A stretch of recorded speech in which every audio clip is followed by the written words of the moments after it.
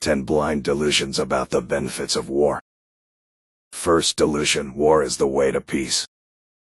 Progress knows the rhythm of work and rest, hunger and satiation, success and failure.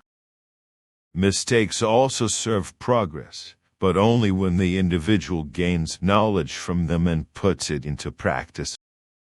War and peace are never comparable, vitally necessary rhythms. War basically destroys everything, the life of millions of people, with which it is equivalent to murder, just as when a tourist is killed somewhere out of greed for money. War leaves a multitude of mutilated people in its wake, and with the present-day warfare also millions of people who will waste away from radiation injuries and give birth to children with deformities for many generations to come. All these things will not only be directly involved in unleashing the Third World War, but will also anger those of us who did too little to prevent it. Furthermore, anger and desires for revenge remain after war and are passed on from generation to generation. Hatred is often fomented anew for the purpose of vengeance. Whoever traveled through France and Great Britain in the decades following World War I could not help but to experience how the hatred that arose in the war was unleashed on the young Germans who were victims of the war themselves. Not only the Nazis were found to be guilty, but rightly so all those who fell prey to the election propaganda and who allowed their felonious government to do as it pleased for years. Out of respect for the victims of the war, many of the French and English refused to accommodate German guests, and some of them still abide by this up to this day. After that kind of experience, all sensibly thinking Germans today are firmly against the Third World War. They say to themselves, in the First World War, grandfather served the Kaiser, and in the Second World War, father served the Führer, but I have shown my children a better way. Every single European citizen, both male and female, cannot get around doing a whole lot more, so that their governments do not fall for the wishes of warmongering nations and their own people do not become victims against their will. More than any other country, Switzerland, with its still existing democratic rights of codetermination, would have many possibilities, indeed the greatest chance worldwide, to contribute to an honest solution. The upcoming vote on May 18, 2003 on the new NATO-oriented military law would set a signal for the entire world. It is perhaps a last opportunity to emphasize that the people, despite the questionable UN vote, know that they can do more for the world with neutrality than with intervention in foreign quarrels. One should also bear in mind that the ceasefire following a war is by no means equivalent to peace. It is always the beginning of a peaceless period and carries the seeds of the next war within it. Only when endeavors for true peace have been made over generations can something new finally grow. Second delusion: war will make us rich. Every nation that plunders the resources of its own soil for decades overbuilds its land with too many houses, streets and industrial plants, and out of feigned humanity, which is ultimately might, politics and greed for profit, summons more people into its land than it can nourish from its own soil, begins to rob other nations. For a while, the exploitation is disguised each time by offering a trade deal that is profitable for both sides to a developing country. Field laborers in third world countries are taken in by the fact that they are now able to drink Coca-Cola whenever they please and may take part in international progress through daily television consumption. They are temporarily blind to the fact that they not only lose their land and their healthy work but also forfeit the psychic values which could lead to their own evolution. The aggressor nation, however, that abandons itself to waste, will run into exorbitant debt over time despite trade advantages. A country that is bankrupt can no longer be governed, and the heads of state hope they can save themselves with a war. Even if a victory were possible, only a heap of fragments would be left on both sides for as long as wastefulness continues to be passed off as pleasant. Economic growth, immense resources on other continents are also useless. A good example of this is Great Britain.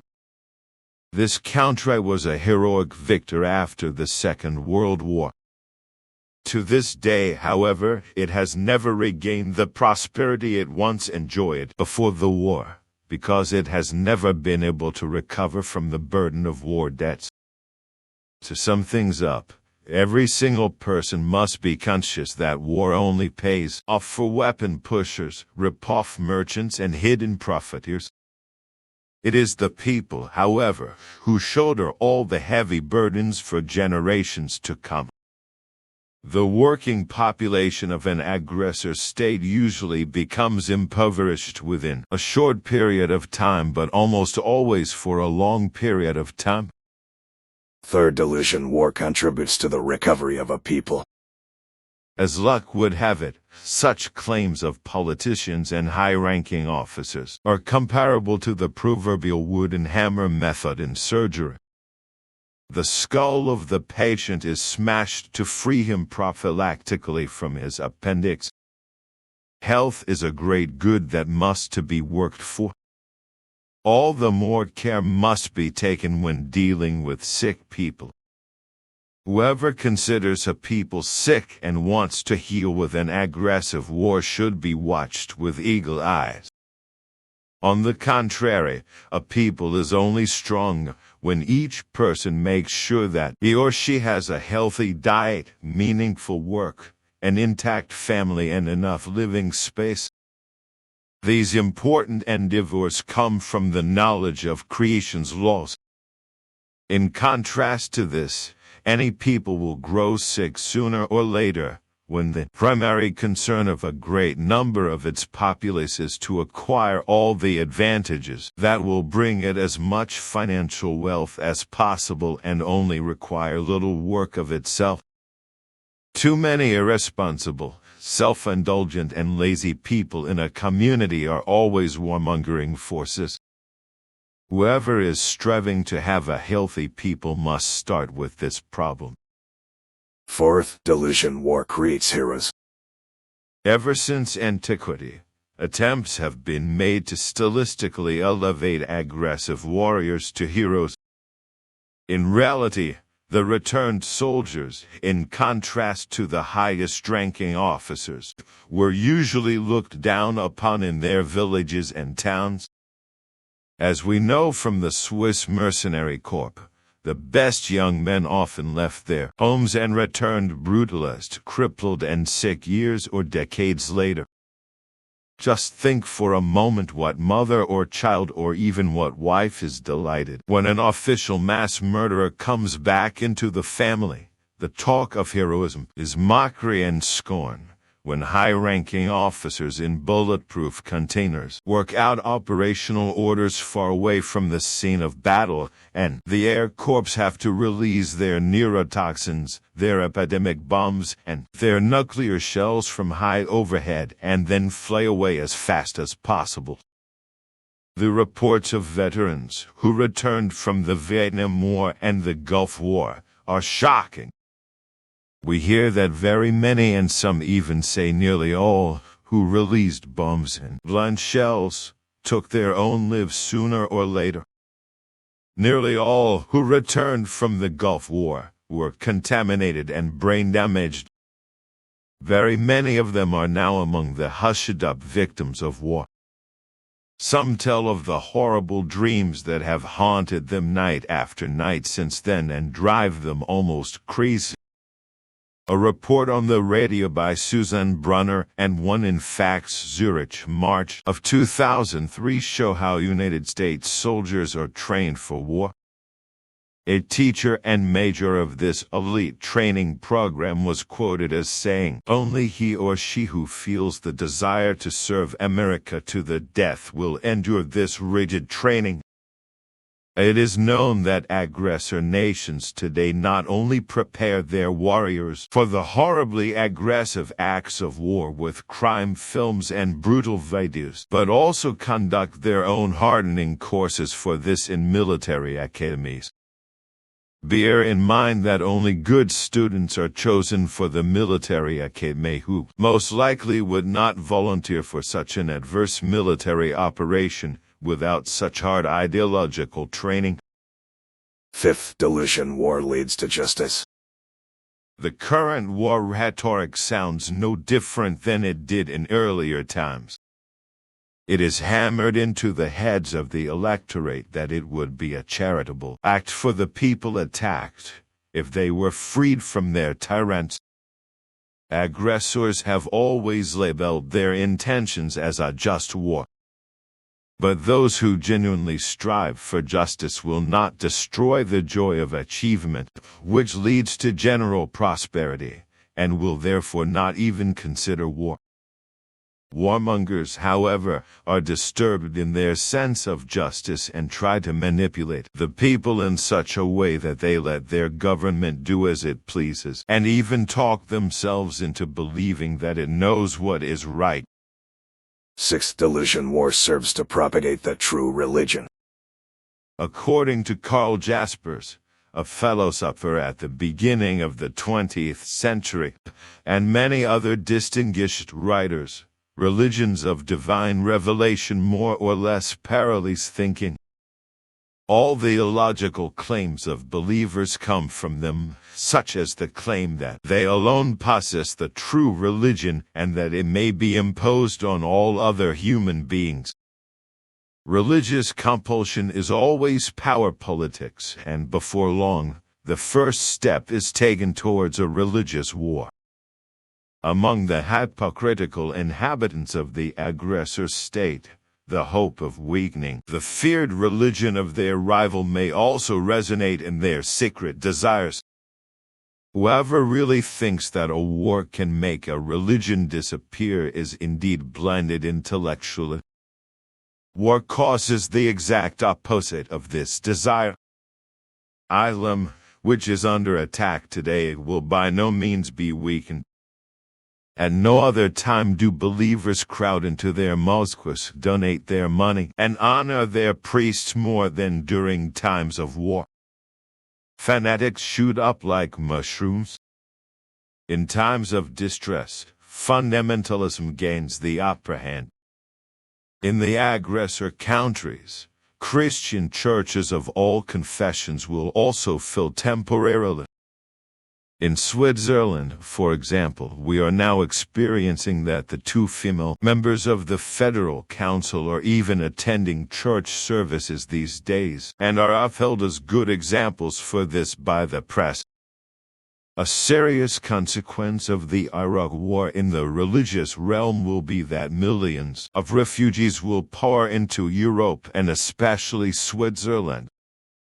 In many host countries, Islam will soon be the majority religion, whereupon armed conflicts will also develop there. The war in Iraq will inevitably be followed by numerous other wars. It was reported on the radio that a member of the Iraqi government has already called upon Iraqis from all over the world to avenge themselves with well-organized terror attacks for the aggressions of the invaders. This occurred as a result of an Islamic conference, in which an attempt was made to clarify whether the instruction of the Quran, that every believer has the duty to exterminate non-believers with the sword, is still relevant today. Only a single, weak voice was for a milder form of implementing this rule, and all representatives of state Islamic positions were unyielding. This is not meant to be defamatory, all the more since the felonies of Christianity, such as those compiled in the 5-volume work of Delusion, are also no glorious chapter, but is meant to show just how much the present-day warmongers are playing with the fire of an endless war. 7th, delusion: war will decimate an unpopular race. Whoever is so racist in thinking that he or she nurtures in him or her the hope of exterminating a race is doubtlessly also indulging here in an unconscious delusion. In a 1991 plebiscite, Switzerland was forced largely under the pressure of today's aggressor nation and the Church to accept a racial law that not only incites racial conflicts but is also used to suppress free opinions, even if they have nothing to do with racial issues. From that time on, every independent thinking Swiss citizen can come into conflict with this law.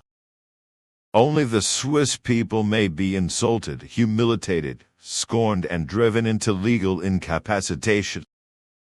Nearly every week in this country, our young Swiss soldiers are ridiculed by foreigners, and citizens or the police are often spat upon for no reason, as I already had to experience myself. If an assaulted Swiss citizen loses his or her temper and defends himself or herself against the troublemaker, he or she is hit hard by the racial law, whereas the assailant goes unpunished, as in the case of the murder of the teacher Spirig. In the aggressor states that demanded the racial law from us because we allegedly would only then be worthy of the Charter of Human Rights, racial hatred is more rampant than at the time of official slavery. It may even be fomented by the government itself for the purpose of a planned war. Here again, the calculation of the aggressor states does not work out.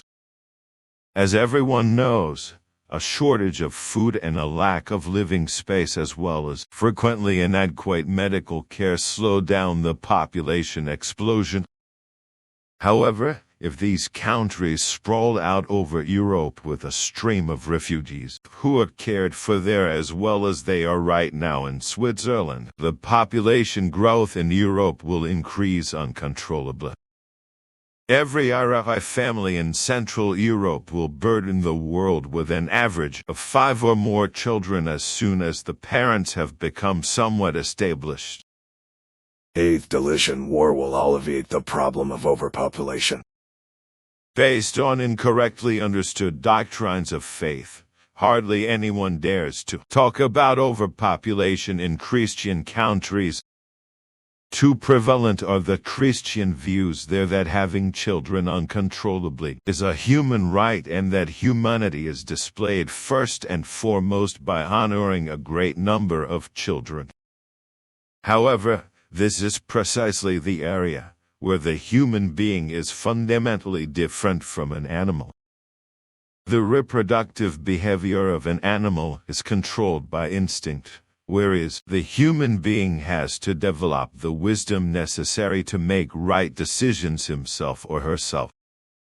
It is a fact that the population explosion can never be blamed on the founder of Christianity but doubtlessly on those who gradually rewrote his texts.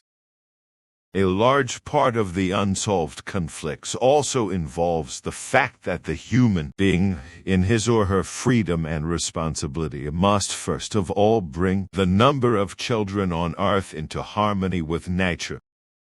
In doing so, it must be heeded that the human being was born to accomplish greater tasks than an animal and therefore needs an appropriately large realm in which he or she can move about in order to develop his or her talents.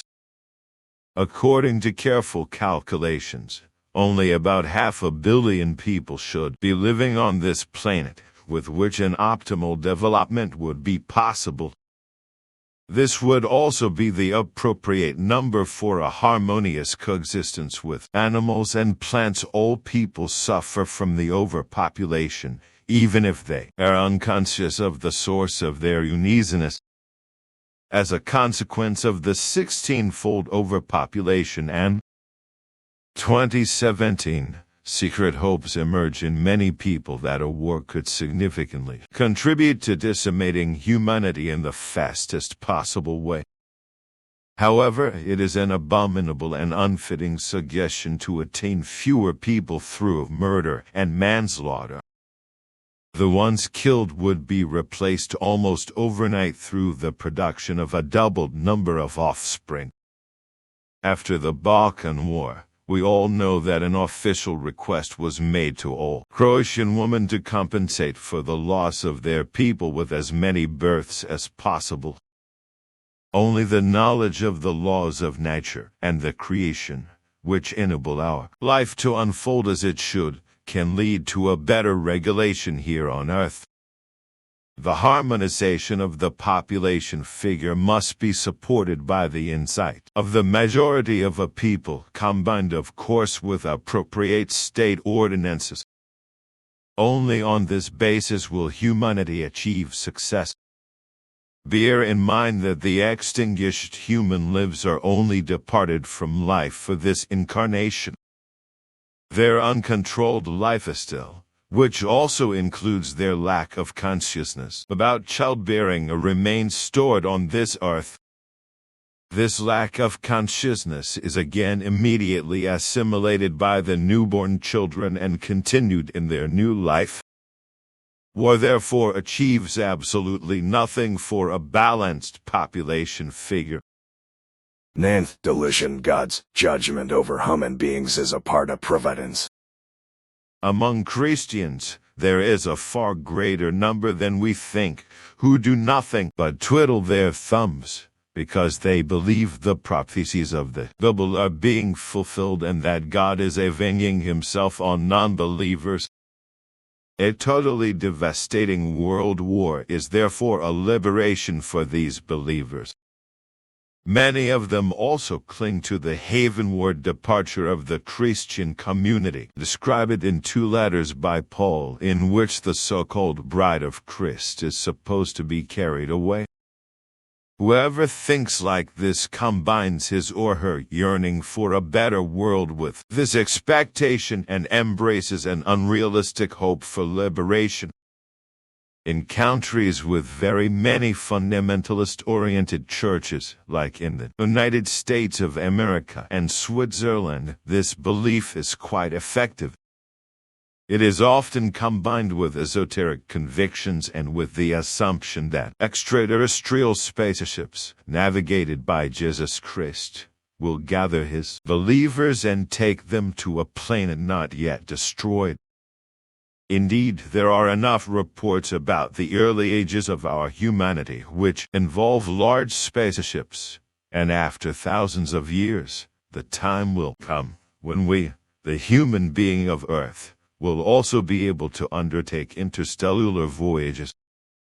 But those who let their talents waste away in passive belief, life after life, will definitely not be among the chosen ones to tackle the tough pioneer voyages into the expanses of the universe.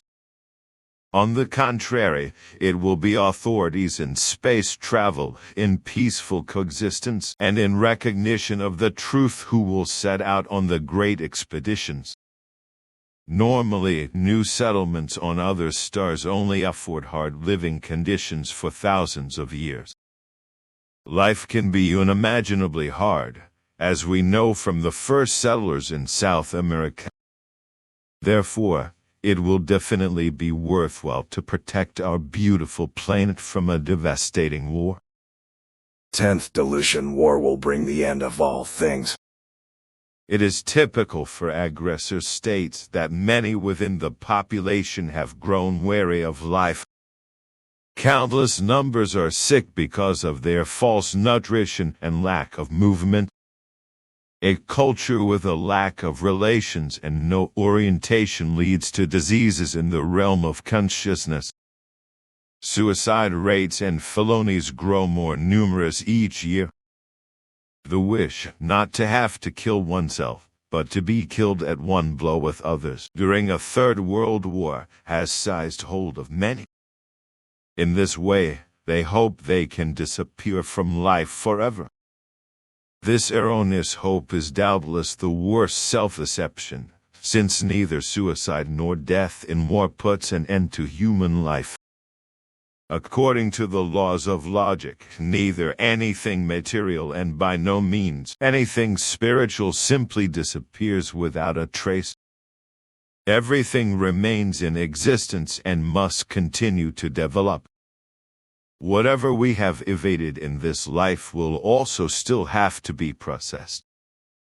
But if the blue planet Earth becomes a horrible place to live because of war, toxins and nuclear radiation, it will save no human being from having to make do here with what he himself/she herself destroyed. Conclusion. At the moment, war scientists are working on nuclear bombs, whose fallout is no longer supposed to have such long half-life periods of hundreds or thousands of years.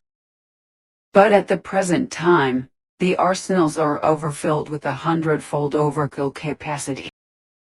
It has become known that for Russia, the costs of the urgent disposal of old weapons is too high for this country to even be able to start such a task. As for the United States of America, whose great indebtedness is held as secret as possible, we know little about the storage places and even less about the number of weapons they have. This country will also be faced with the problem of how to transform and dispose of this harmful material.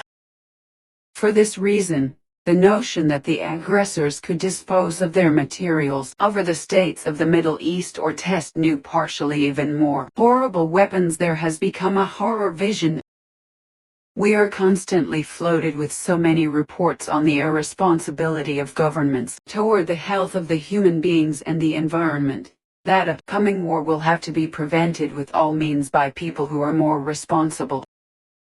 We shudder at the indifference of many talented contemporaries, who do little, although it is relatively easy to reach members of the government and the press with letters.